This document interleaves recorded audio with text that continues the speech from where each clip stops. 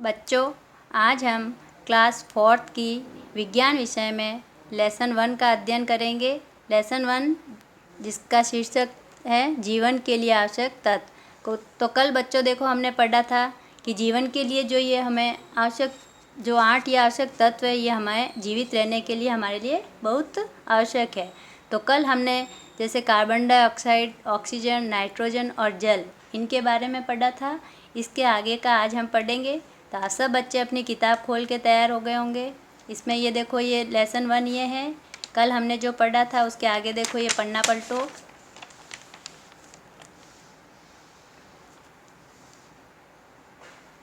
कल हमने यहाँ ये जल तक पढ़ा था, कार्बन डाइऑक्साइड, नाइट्रोजन, ऑक्सीजन, जल, इनके बारे में पढ़ा था। आज हम पढ़ेंगे हमारे जीवन के लिए आवश्यक तत्वों में जैसे प्रकाश। तो सब बच्चे अपनी किताब में यहाँ पे उंगली रखो। पौधों को भोजन बनाने के लिए सूर्य का प्रकाश चाहिए। हमें प्रतिदिन के सभी कार्य भली भांति करने के लिए प्रकाश चाहिए। कि देखो बच्चों, जैसे पेड़ पौधे हैं तो वो जब अपना भोजन बनाते हैं तो सूर्य के प्रकाश की उपस्थिति में वो अपना भोजन बनाते हैं। अगर पौधों को प्रकाश नहीं मिल पाएगा तो वो क्या होगा, कुछ समय बाद वो जल जाएंगे और नष्ट हो जाएंगे। इसी प्रकार जैसे हम कोई भी कार्य करते हैं, काम करते हैं, तो हमें प्रकाश की आवश्यकता होती है। हम अंधेरे में कोई भी काम आसानी से नहीं कर पाते, तो इसलिए प्रकाश भी हमारे जीवन का एक आवश्यक तत्व हो गया है। सब बच्चे इस पेज पे आ जाओ। यहाँ उंगली रखो। अब आता है जैसे ऊष्मा। सभी प्राणियों को जीवित रहने के लिए ऊष्मा की आवश्यकता होती है। हमारी सभी जीवन क्रियाएं ऊष्मा की उचित मात्रा पर निर्भर हैं। बीजों के अंकुरण और अंडे सेने के लिए उष्णता की आवश्यकता होती है। अधिक ऊष्मा तथा ठंड जंतुओं अथवा पौधों को नष्ट कर देती हैं। कि बच्चों, वायु, जल, प्रकाश के साथ साथ, कि जैसे ये वायु, जल और प्रकाश है, इसके साथ साथ सभी प्राणियों को ऊष्मा की भी आवश्यकता होती है। कि जिस प्रकार हमें वायु, जल और प्रकाश इनकी आवश्यकता होती है, तो ऊष्मा की भी हमें आवश्यकता होती है। इसके बिना भी हमारा जीवन अधूरा होता है। यहाँ सब बच्चे उंगली रखो अपनी किताब में। अपने बच्चों को दूध पिलाने वाले जंतु। स्तनपायी। स्तनपायी बच्चों देखो, जैसे जो अपने बच्चों को दूध पिलाते वो होते हैं स्तनपायी। और पक्षियों के शरीर का तापक्रम स्थिर रहता है, ये उष्ण रक्त वाले जंतु कहलाते हैं। कि जो स्तनपायी जो जंतु होते हैं उनके जो शरीर का तापक्रम है वो स्थिर रहता है, वो बदलता नहीं है। तो ये जो जंतु होते हैं वो होते हैं उष्ण रक्त वाले जंतु। यहाँ उंगली रखो किताब में। मछलियों, छिपकली एवं सर्प आदि के शरीर का तापक्रम वातावरण के तापक्रम पर निर्भर रहता है। कि जो मछली, छिपकली और सांप जो होते हैं, इनका जो तापक्रम है जो वातावरण के ऊपर निर्भर करता है। जैसा वातावरण होता है वो उस वातावरण के अनुसार अपने आप को ऐसे ढाल लेते हैं। उनके शरीर का तापक्रम ठंड में कम तथा गर्मी में अधिक हो जाता है। इन्हें शीत रक्त वाले जंतु कहते हैं। भोजन शरीर में धीरे धीरे जलकर टूटकर ऊष्मा देता है। सूर्य पृथ्वी पर ऊष्मा का मुख्य स्रोत है। कि जो सूर्य है, सूर्य के द्वारा ही पृथ्वी पर ऊष्मा प्राप्त होती है। इससे जब बहुत गर्मी पड़ती है तो हमारा शरीर अनावश्यक ऊष्मा को पसीने द्वारा बाहर निकाल देता है।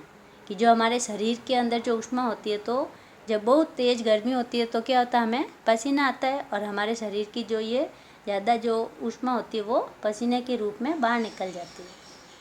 वायु और जल दोनों मिलकर पृथ्वी पर जीवन बनाए रखने के लिए केवल आवश्यक मात्रा में ऊष्मा बनाए रखते हैं।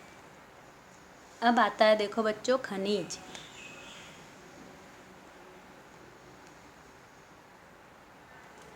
यहाँ उंगली रखो किताब में। खनिज। सभी पौधों और जंतुओं को स्वास्थ्य और पोषण के लिए खनिज चाहिए। खनिज मिट्टी में उपस्थित होते हैं। पौधे मिट्टी से अपनी जड़ों द्वारा जल के साथ खनिज सोख लेते हैं तथा जंतु इन पौधों को खाकर खनिजों को प्राप्त करते हैं। कि बच्चों, सभी पौधे भूमि से जल के साथ खनिज लवण अवशोषित करते हैं। कि जो ज़मीन में जो खनिज लवण होते हैं ना, तो वो सभी पौधे हैं जो जल के साथ उन खनिज लवणों को अवशोषित करते हैं और जंतु इन पौधों के द्वारा खनिज लवण ग्रहण करते हैं। और फिर जीव जंतु जो होते हैं उन पौधों से प्राप्त भोजन करते हैं, तो उनको भी वो खनिज लवण प्राप्त होता है। अब आता है पौधों और जंतुओं की परस्पर निर्भरता।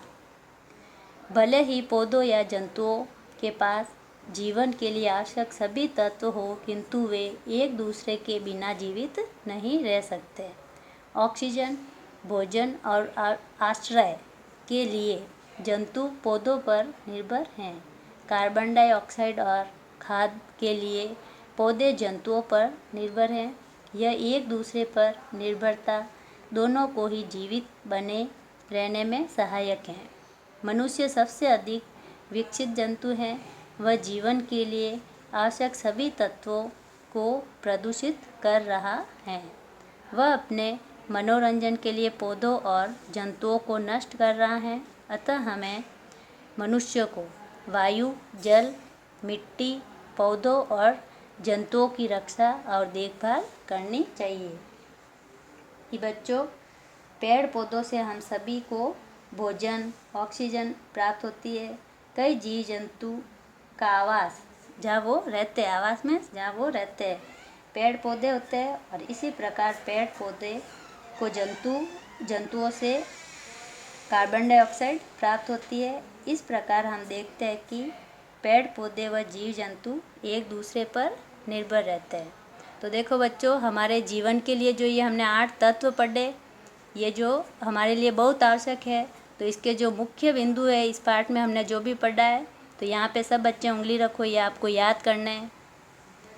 सभी प्राणियों को ऑक्सीजन, नाइट्रोजन, कार्बन डाइऑक्साइड, जल, ऊष्मा, सूर्य का प्रकाश और खनिज पदार्थों की आवश्यकता होती है। कि जो ये 8 आवश्यक तत्व है, सभी सजीवों को जीवित रहने के लिए इनकी आवश्यकता होती है। सभी प्राणियों को श्वास लेने के लिए ऑक्सीजन की आवश्यकता होती है। शरीर के निर्माण हेतु भोजन बनाने के लिए पौधे नाइट्रोजन का उपयोग करते हैं। बीज के अंकुरण और अंडों को सहने के लिए ऊष्मा आवश्यक है। जल सभी जीवन क्रियाओं का माध्यम है। कि जल के बिना हम जीवित नहीं रह सकते। कोई भी सजीव है तो वो जल के बिना जीवित नहीं रह सकता है। तो इस प्रकार देखो बच्चों, हमने इस पाठ में ये हमारे जो आवश्यक तत्व है इसके बारे में पढ़ा। ये हमारा लेसन यहाँ पे आज पूरा हो गया है। आप सब बच्चे इसको बैठ के रीडिंग लगाना और समझना।